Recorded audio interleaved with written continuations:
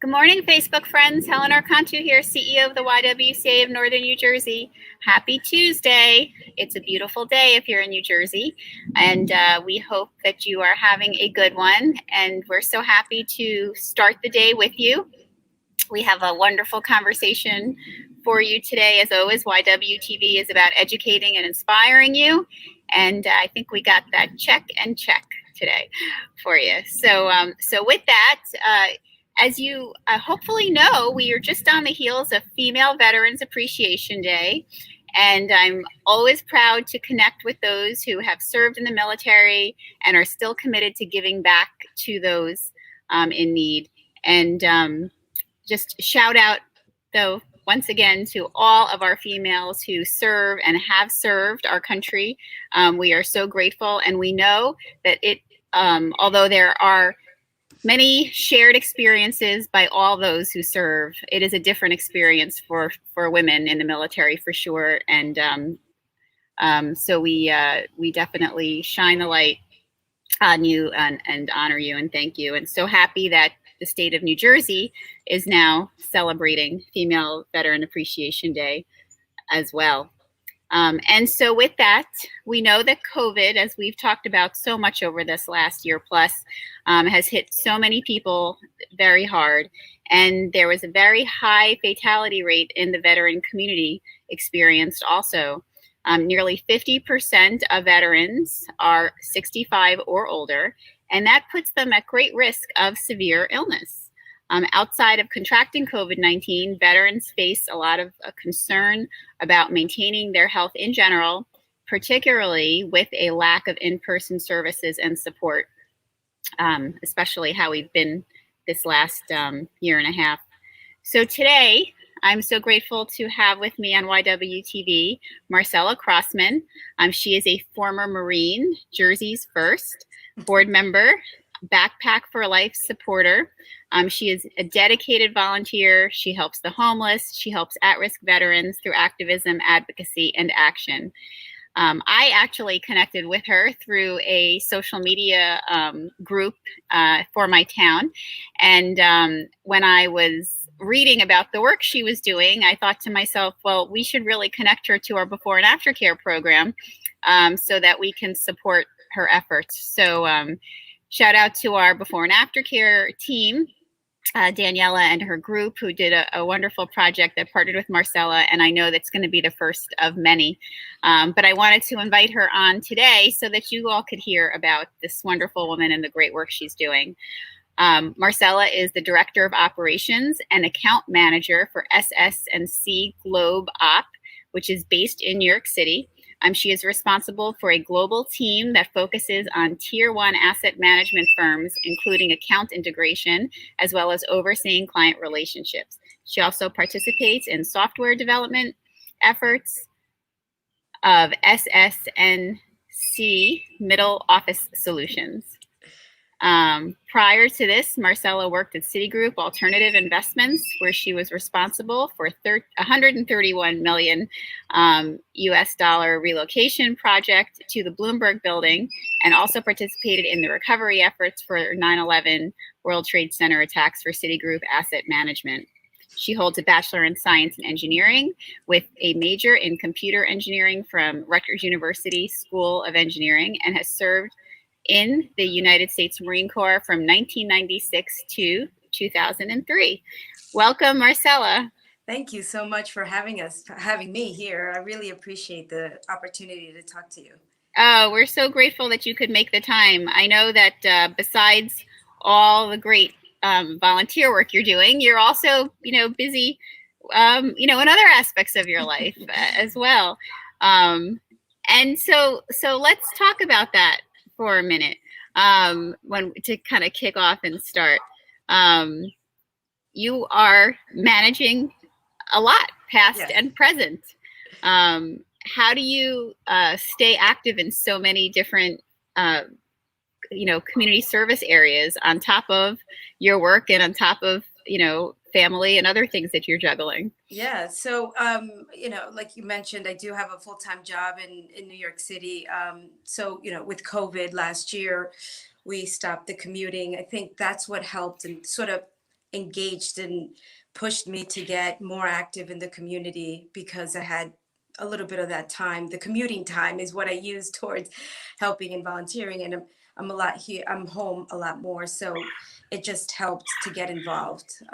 Just, with watching my children struggle with virtual, and to your point, as you mentioned earlier, the fact that we couldn't reach out to some of our veterans, right, who are at risk or near risk on being homeless, or just not being able to communicate to anyone, put me over the edge, that I couldn't sit here and just watch or talk or read. So just, hit the ground running and getting it and trying to get stuff done for our community. I mean, some of the stuff is easy, which I look back now, I could have done years ago, right? This is sort of the past couple of years, I started to get engaged back into the community, and I wish I did it sooner. But it's never too late, because there's always someone in need, and there's so many ways now that we can help. And that's one of the things, what I loved about Jersey First, what I'll talk about in a minute, is that we help those folks who want to volunteer, and then give guidance, because that was my problem too. Where do I start? How do I reach out? So all those questions, we're trying to channel that, and then marry folks who want to volunteer for specific things. And volunteer doesn't mean always donations and dollars. It's your time. Time is valuable. Time is actually a monetary number. Yeah. And so if we even can get an hour or two of folks' time towards some of these coalitions that we're running, would make a difference and help a lot of folks. That's so true. That's so true. And I sometimes think that people may not realize how much of an impact they actually can have. They think, oh, well, I don't have a lot of time to devote, and they kind of, then pass it off. But, just as you're saying, a couple hours a month, even if it's like 1 or 2 hours a month, really can be, life-changing if it's channeled, in the right place, for a group in need. That's right. And something you mentioned, people. So sometimes you also think you need to be a very important person, or have a big title, or be connected to, a major organization. I think that's what I thought for a while as well. Well, what do I bring to the table? I'm just an average person. I joined the Marine Corps, in my sort of towards my third year of college, because I needed an internship. That was my motivation. I couldn't find one. And that's how that's my reason of doing it. And it eventually, it actually completely changed my life, and became, sort of this big patriot and freedom fighter, right? In certain ways. And then it evolved sort of my community service. And then, of course, I had my job. I got married. I have a couple of children now, a 10-year-old daughter, a 6-year-old son. So the past sort of 10 years, I've been building up all these things, to just get my foundation and my family steady. Now that my kids are a little older, I realized I should get more involved in how to help. And then I looked back at my own experience and said, okay, well, I'm not, a very, important major in the Marine Corps. I'm just, I got out as an honorable discharge as a corporal. That's not the biggest title in the world, but there are experiences that I can actually share with everyone. And in some of the struggles that I went through transitioning when I got out of the Marine Corps into civilian life, and then the things that I could have done differently, or I could have reached out for help to make it a little smoother. So all that, I think I realized I have a story to tell. And then some of the things that I did, the successes, the failures, the challenges, and the fact that I haven't given up yet on to continue to do more. I'd love to share that, that story as to why, I am where I am. And it really is just a lot of hard work, right? You rattled off a bunch of little things that I'm doing. I'm in the finance industry. I'm a mom, and then a former Marine who's trying to really advocate for veterans and children. And it's just starting to do it. It really is not questioning whether you can do it. It's, get access to the right opportunities like yourselves, right? And Jersey First and Backpacks for Life, and then start to get involved, because people behind that story are just day-to-day folks, right? They seem like celebrities in social media, but they really are normal people who want to True. help someone else. That's so true. That's so true. And I appreciate you sharing your journey a little bit to service, for the community, because again, I do think that so many people consider it, but just don't make that step because exactly what you're thinking. They just think I don't have enough time. Maybe I'm just not, I haven't done enough, so I don't know enough, to really contribute. So that's wonderful. So I'd love to also talk about, you mentioned, obviously your military service. And we've focused on how it's a different experience for women, for sure.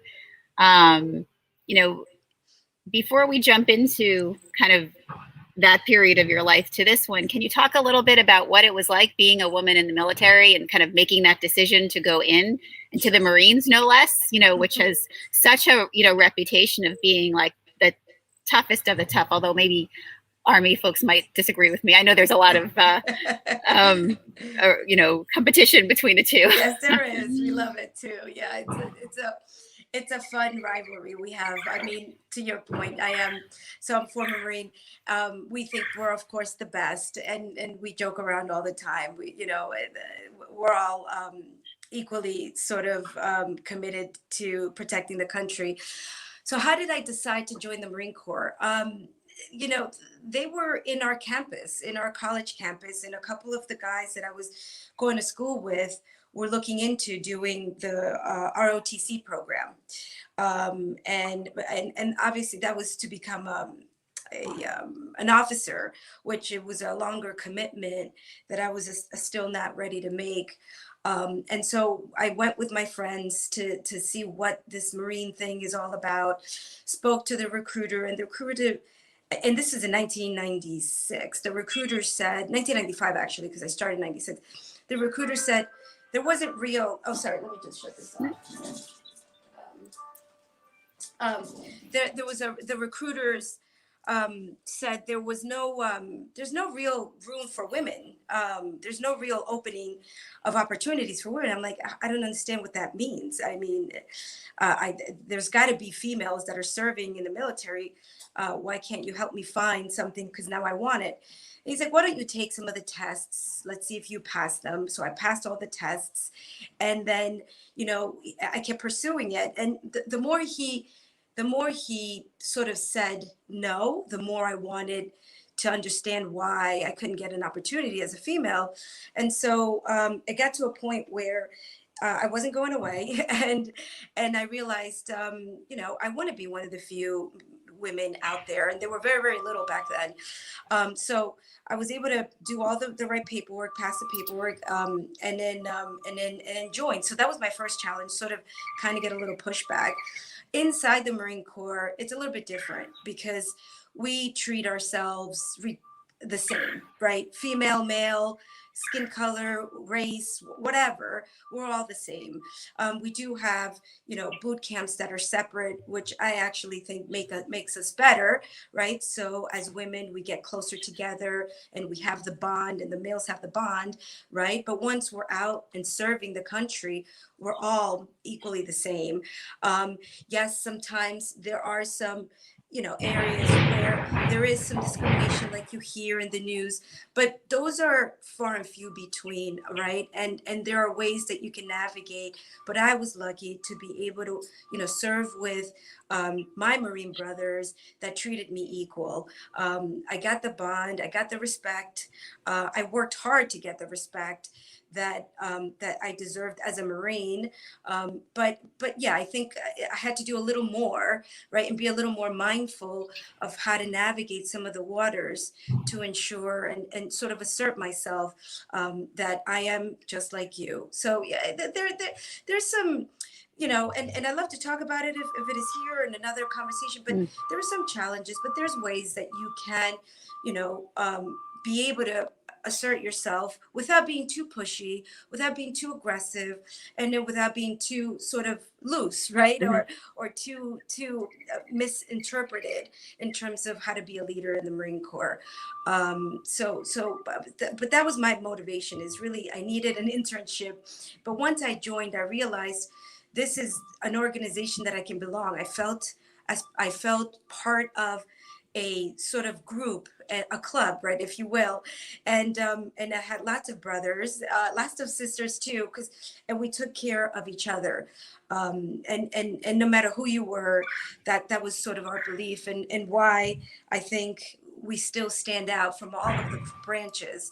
We have this brotherhood that just is lifelong, even after you get out.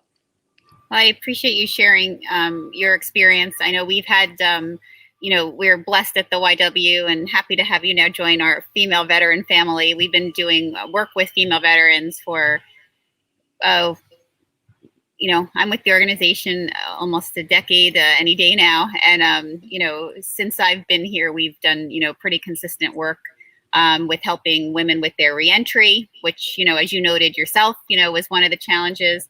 And we've heard a lot of different stories in our sexual violence program. We've done a lot of work with women in the military who have, unfortunately, been impacted by sexual violence. And, it's definitely something to navigate the system, right, for a woman. And different for each woman, for sure, but I know that it's definitely an experience, right, that I'm sure all these years out, you end up very reflective, Right. about the positives and the challenges, Right. to be able to look back. So, here we are in 2021, and, you left the Corps in 2003. Yep. So we can all do the math. It's been some time, and you're still very committed to working with service for veterans. And it would make sense based on what you just described, that kind of, brotherhood as you described it, that it's a lifelong connection. Right. That's you right. know. So can you talk a little bit about how, that pull to stay active, to support the community, and why that, really has been a focal point of your community service? Right. So there's been a lot of, in the past few years, I've seen too many of very close to my sort of community passing away because of suicides. And as we connect, 'cause we're still connected, and as we hear some of these stories, and you hear someone passed away because of suicide, or just lack of resources, or still struggling to integrate, my heart goes out to them, and then I started to feel paralyzed. Like, how do I help? What do I do? I'm not sure. And luckily enough, I connected with, Jersey First, who's actually a voice for the people, right? Mm-hmm. They're a nonprofit organization that is advocating for lots of things: law enforcement, obviously the military, which is what I am involved, lower taxes, promoting small businesses and getting children back in school, and connecting with them, right, and advocating for these things. On the veteran side, I met with the folks in Backpacks for Life. So young people from who's a Marine, the founder's a Marine, a former Marine, and his spouse is a Marine spouse, are running Backpacks for Life, which provides backpacks, physical backpacks for veterans who are at risk or homeless. And not only do they do that, but there's also a whole service around it to talk about and support any kind of folks that are needing help, right? It's a community that will provide some services and goods for veterans that are at risk for homeless or actually homeless. On the other side, we're also looking to support for folks who want to talk about how they feel, that transition period. And the transition, there's a lot of females out there talking about it too. The transition period really never goes away. Even, I've been out, like you said, since 2003, and I still struggle with certain things, which what's helping me is giving back, right? That's, I feel guilty that I didn't give back the minute I got out. Right. And now I'm double timing it and getting involved everywhere that I can and providing sort of my time to folks and connecting with communities like yourself to start doing the events like writing the letters that we did together. It's such a simple thing, writing a thank you letter. It just opens up this happiness, because we're, when these guys are out there alone, away in another country, fighting the fight, even a picture of a third grader, second grader, kindergartner saying thank you just lightens up your day, because it's a reminder of why they're doing what they're doing. Right. And so what I want to try to focus now on as well is the folks that are out on the other side, that are here in New Jersey specifically. How do we get them? How do we remind them that they're still that hero? Right. Just because you don't put the uniform every day on, you're still important to us. And how do we continue to remind them that they're still important? Right. And so coming up with events and just, spotlighting folks that are here today, out 10 years, 15, 20 years, is something that we should continue to do, right? And again, partnering with yourselves, partnering with Backpacks for Life, Jersey First focus is to get there, a day in and day out, right?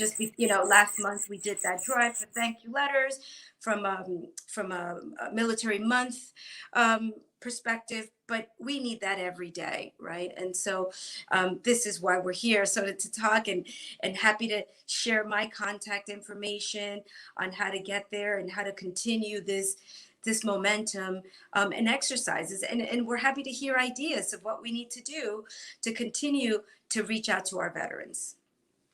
Marcela, will you putting up on the for camera for everyone to see, for our viewers? So this is a joint project that the YWCA of Northern New Jersey's before and after care programs did with Marcela's organization. And, I just want to remind our viewers, it's such a small piece for us to do, but such a big impact on the other end, as Marcela is sharing. Just to think about the fact that you're able to remind our veterans that they are still a hero, just like you said, is so important. And, something this simple, and at the same time, it teaches our children so many important messages about the importance of volunteerism and civic responsibility and duty, the importance about the work that our veterans have done to keep our country safe and keep our freedoms intact, and also to give them an understanding of our various, armed services, and, Right. To think about, future decisions and careers for themselves as well. So there's so much to a partnership like this for us, and we don't take any of it lightly. And I think that's also what sets us aside from being any other aftercare program, in the community, any other partnership, because we are always instilling projects like this for our children. So when parents are leaving their kids with us, they're not only getting, peace of mind that their kids are in good hands, and hopefully, from we believe affordable childcare, but they're also, we're also helping check those other boxes that parents want to see, Right. The messaging they want their kids to get, but, especially when they're not in their care, that they're still getting those important messages. So I'm so grateful that we were able to partner on this. And I'm also sharing it because so many of you out there are connected to groups and organizations, whether it's a faith-based community, whether it's a Girl Scout troop, whether it's some other type of, parent group that you're connected to, an FSA, you know, from your school. There's so many group activities that you can connect with and be able to give back, like this, you know, whether it's for the kids or collecting items for the backpacks, you know, however, and wherever you can, there's opportunity. So partly why we wanted to bring this story to all of you so that you can also think about it. You know, we are a community, we are a circle, and, you know, we lift each other up, you know, together. So. That's right. That's right. And I mean, there's some, as you were talking, there's so many little ideas that we can do for events on aftercare. We can have, you know, someone like me just explain what the Marine Corps looks like, because you have a commercial of what it looks like, and then you have sort of reality of what it looks like, and then we can, you know, give you sort of the reality of it and the good experiences, and you know why it's a fit for some folks, because it's not a fit for all, but it's just good to educate, you know, the different branches that the government has to serve, and what we can do to give back to the folks that have served, and why they need it, why they need the help. Absolutely, absolutely. And you know, for our YW, and this is, we look forward to, you know, again, we're excited to do the project. I'm so happy to have you here to amplify the work that you're doing, you know, as a woman, as a mother, as a, you know, woman who's, you know, been of service. You know, there's so much for anyone watching to really get from this conversation, and we hope that, you know, you all are soaking it in.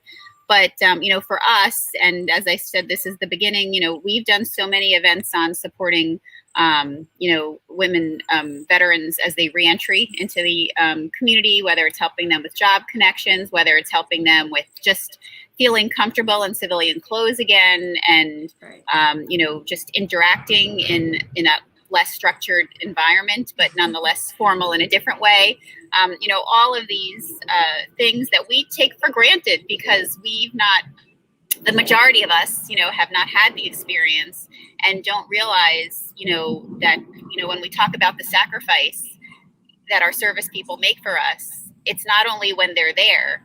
That reentry and that adjustment back is also a significant process, and very often they'll get forgotten in that process if we're not actively thinking about how to support them. Yeah, that's exactly right. And I think that's the key is at least that's what we can do here is help and assist that transition period in continuing to remind them why they're still heroes. We're at the end of the day, like I said earlier, if just because you're not wearing the suit anymore doesn't mean that your sacrifice isn't recognized. And then just for your YW community, as you mentioned, you know, young girls, there is, I believe, and I'm a living proof of it, there is no glass ceiling, if you will. I believe that no one, the only person that'll prevent you from getting to where you want to be is yourself. I have, you know, I'm actually an immigrant. I was born in Ecuador and migrated in 1983, right? Naturalized as a citizen. So there I'm a Latin of descent, and I'm a woman as well, you know, of working class parents, and have been able to do a lot of what society would otherwise think I would not be able to do. I'm also 4'11", so I'm not the tallest person. And I was able to join the Marine Corps and withstand all of that physical and mental challenge. So I think if I look back, I would, if you know, when I was 11, I would say I would never be able to do this.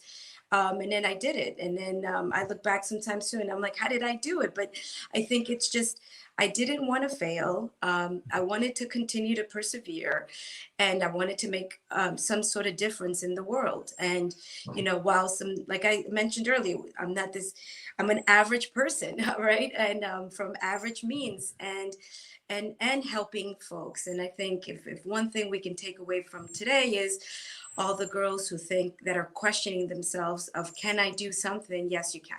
Yes. No matter who you are. Well, you definitely have given us, you know, so many important messages. I know that I have been well schooled on so many of the challenges of and, you know, issues, you know, to support our veteran community, and especially our female veterans, thanks to Lucy Del Guadio, who's a former staff member of ours and a good friend, and Dana Carter, who's on our staff, and Onika Roberts, who's on our board. You know, we've got a strong circle, and we're so happy to welcome you into it as well, Marcela, at the YW. We look forward to learning from you about ways that we can better support our veteran community. And we look forward to having you come speak to the girls in our Leadership Academy. We look forward to having you be part of our inspo for women in terms of, you know, being able to take on more. And for those of you watching, you know, YWTV really is about amplifying messages and sharing them. And that ripple effect really happens with you being part of the process. So you listened to this conversation today. We hope that you, first of all, carry something that you felt inspired, you know, from with you. We also hope that you share something that you learned today with somebody in your life. And you can do that by integrating it into your conversation and telling them about Marcela and some of the great work that she's doing.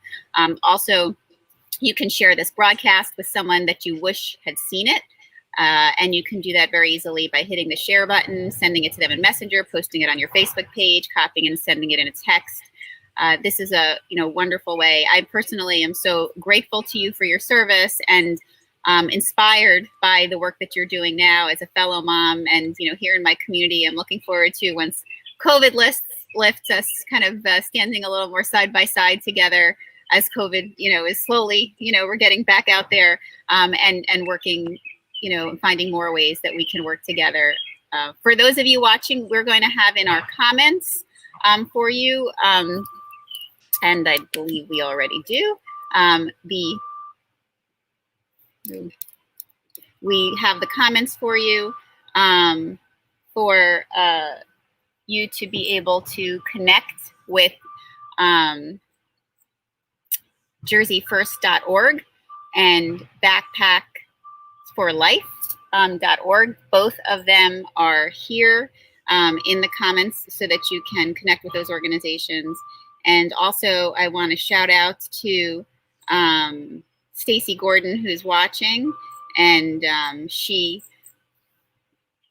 is also explaining and sharing her story a little bit about her connection to the Marines. And Stacy will connect you and Marcela to make sure that you know, we can find other ways for, you know, to widen the circle. The more the merrier, for sure. And so with that, Marcela, thank you so much for spending the time with us. I feel like I could ask you like 15 more questions, but we will invite you back. And, you know, I specifically want to have another conversation, and I'm going to talk to Lucy, and maybe we'll grab you and a few others and talk about that reentry process again. We haven't done that in a while for this organization, and I know that that is something that women are dealing with every day as they come back into our community from service. So I'm glad that we spoke. It reminded me that it's probably time for us to hold a conversation together around that. Yeah, let's do it. Right. And yeah, we spoke a little bit about everything, and yeah, would love to focus on some of the major things for a nice half hour. Yes, that would be great. That would be great. Thank you again for all you're doing. And for those of you watching, as you know, this is the beginning of our YWTV week. We hope you continue to join us throughout the week.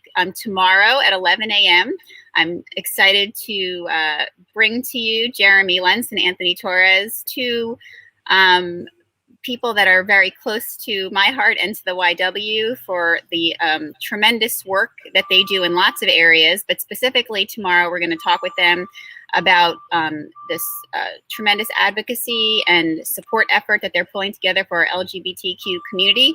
As we know, this is Pride Month, so we are happy to bring you another conversation in a series spotlighting some important conversations. Although we have these conversations every day of the year and we never relegate them to just 1 month, but always happy to showcase them in one. On Thursday, as you know, is when we share the mic now with Black women in our community to amplify their voices. And I'm looking forward to speaking with Andrea McChristian, who is with the New Jersey Institute for Social Justice, which is an organization doing amazing work. And she's you'll be definitely inspired by her. And on Friday, as we know, we'll be celebrating the Juneteenth this weekend. And we're so grateful to have Shelley Washington, who will talk with us a little bit about the origins of Juneteenth. Our organization, the YWCA, will be closed on Friday to honor the Juneteenth. We hope that more organizations and businesses start to consider taking this day as a day away from work and a day to be able to reflect on the importance of the Juneteenth as well. And our team actually at the YW tomorrow will be together talking about the history and background around the Juneteenth, and will be part of a number of events in the community that are, showcasing this day. We'll be posting some of that information for you on our website so you can access it as well. Also, please note, we are taking applications for our Girls Leadership Academy right now, which starts in September for 10 months.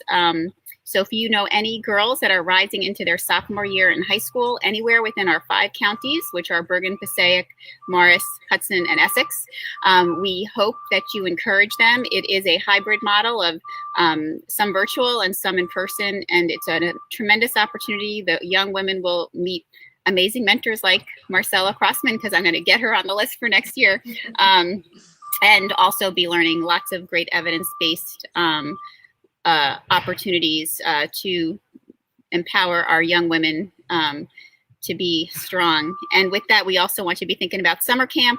We have great opportunities for you, for your kids to be still safe, but have some fun in the great outdoors and have it all be affordable.